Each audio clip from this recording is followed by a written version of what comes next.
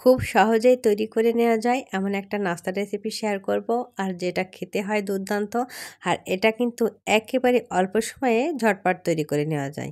তো আমি প্রথমে 2টা ডিম সেদ্ধ করে নিয়েছি, আর ডিম 2টা এভাবে আমি মাঝখান থেকে ফালি করে ছোট ছোট পিস করে নিব, যত দূর পাতলা করে পিস করে নেওয়া যায়। তো এগুলো হচ্ছে এভাবে পাতলা স্লাইস করে যদি নেওয়া হয় তাহলে কিন্তু খুব বেশি ভালো হবে। আর এটা দিয়েই কিন্তু আজকের নাস্তার মূল উপকরণ। তো এইভাবে আমি সবগুলো ডিম ফালি করে নিয়েছি। আর পরবর্তী ধাপের জন্য আমি নিয়ে নিলাম এখানে কিছুটা পেঁয়াজ কুচি, অর্থাৎ ডিমের পরিমাণ মতো পেঁয়াজ কুচি নিয়েছি। তারপর এখানে দিয়ে দিলাম পরিমাণ মতো বেসন।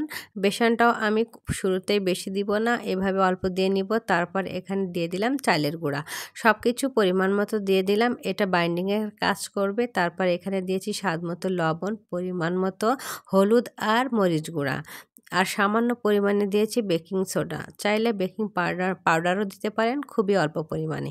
তারপর সব ভালোভাবে হাতের সাহায্যে মেখে নিয়েছি। এবার মাঝে ডিমের পুরটা দিয়ে পেঁয়াজের মিশ্রণটা দিয়ে এভাবে কোট করে নিব। এবার এটা ভেজে নিব। ভাজার জন্য আমি এখানে চুলায় তেল বসিয়ে দিয়েছি, আর হচ্ছে মিডিয়াম আঁচে কিন্তু এগুলো ভাজতে হবে। আমি সবগুলো এভাবে দিয়ে দিচ্ছি, আর মাঝে ডিম আর ওইভাবে পেঁয়াজের মিশ্রণ থাকায় এটা কিন্তু অনেক বেশি একটা হেলদি খাবার। আর পেঁয়াজ থাকবে উপরে, আর এটা কিন্তু ভাজার সাথে সাথে এগুলো মুচমুচে হয়ে যাবে। আর মাঝে ডিম, একটা খুবই লোভনীয় আর সুস্বাদু একটা রেসিপি। এটা এমন কেউ নেই যে পছন্দ করবে না। তো আমার এক পাশটা যখন হয়ে আসছে তখন আমি অপর পাশটা উল্টে দিলাম, আর এভাবে একটু সময় নিয়ে মিডিয়াম আঁচেই কিন্তু এগুলো ভেজে নিতে হবে। কারণ হাইটে দিলে কিন্তু পেঁয়াজগুলো উপর থেকে পুড়ে যাবে। তো এভাবে মিডিয়াম আঁচেই সবগুলো আমি ভেজে নিব। তো আমার এক বাসটা ভেজে নেওয়া হয়ে গেছে। আমি এবার এটা আরেকটুখানি ভেজে নিব। আমি এভাবে কিন্তু মিডিয়াম আঁচেই একটু কালার আসা পর্যন্ত আমি অপেক্ষা করছি। আর এগুলো দেখেই কিন্তু বোঝা যাচ্ছে কতটা লোভনীয় হয়েছে। তো এবার আমি সবগুলোই তেল থেকে উঠিয়ে নিচ্ছি। আর এই পকোড়াটা, ডিম পেঁয়াজের পকোড়াটা এত বেশি মজার হয়, আপনি আপনার বাচ্চার টিফিনে কিংবা সকাল বিকেলে নাস্তায় এটা রাখতে পারেন, কিংবা অতিথি আপ্যায়নেও কিন্তু এই ইউনিক রেসিপিটা করে দিতে পারেন।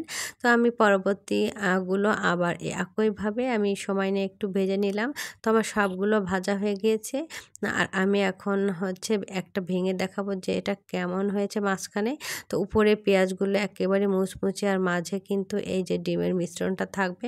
এভাবেই কিন্তু চাইলে আপনারা খুব সহজেই ডিম আর পেঁয়াজ দিয়ে এভাবে আপনার ডিম পেঁয়াজের পাকোড়াটা তৈরি করে নিতে পারেন। খেতে কিন্তু খুবই মজার হয়। রেসিপিটা ভালো লাগলে শেয়ার করতে ভুলবেন না।